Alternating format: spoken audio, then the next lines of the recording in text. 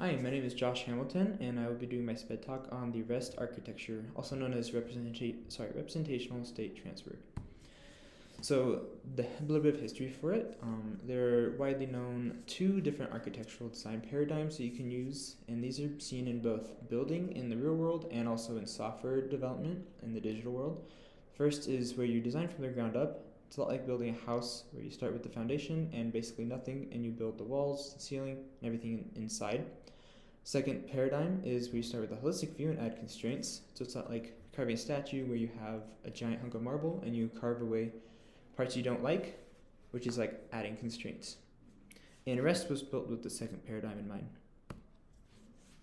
So the giant hunk of marble we start with is basically everything. A good example of this is when the internet was created, there were resources everywhere and people needing them. And if that was allowed to scale up just how it was, it would not have survived to today. It would have been very messy and almost like the Wild West. So we had to add some constraints. And the six we're going to talk about are client server, stateless, cache, uniform interface, layered system, and code on demand.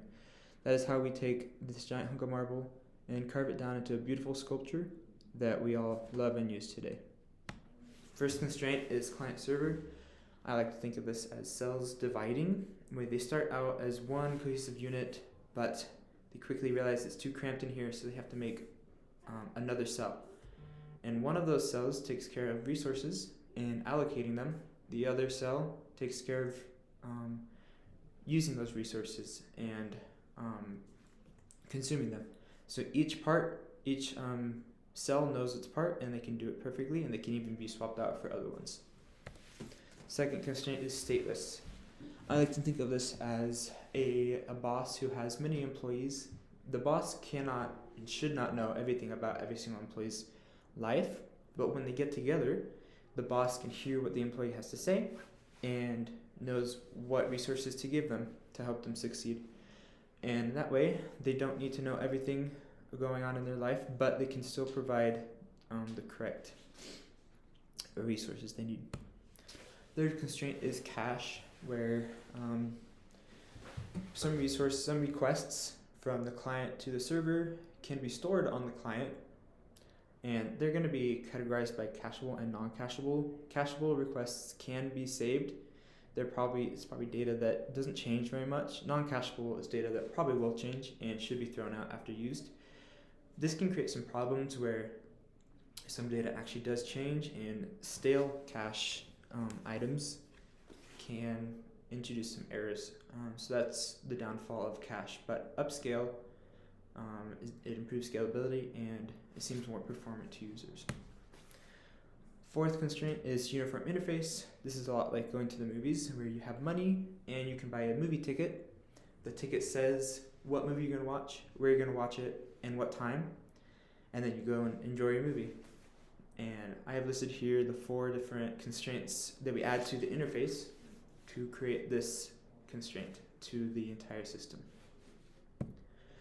Fifth constraint is called layered system. If you think of it as a picture, depending on the time of day, there might be too much light, not enough light. So if you add a lens filter when it's really bright, it'll end up creating a beautiful, well-toned picture that you wouldn't be able to create without that extra layer in between. And in our purposes, this makes it so servers that are old and need to be updated, if you could just create a new server, if there's a layer in between the old and new server and the clients, they don't have to worry about that change. The last constraint is actually optional. It's called code on demand. It describes the fact that some clients are not fully functional and they don't have to be. The server can provide functionality, and that it comes in the form of applets, scripts, just code that needs to be run that the client doesn't have. And this is optional because it actually creates a kind of a authentication layer, where if a client doesn't have resources and the server cannot provide it, then the client just can't connect to the server.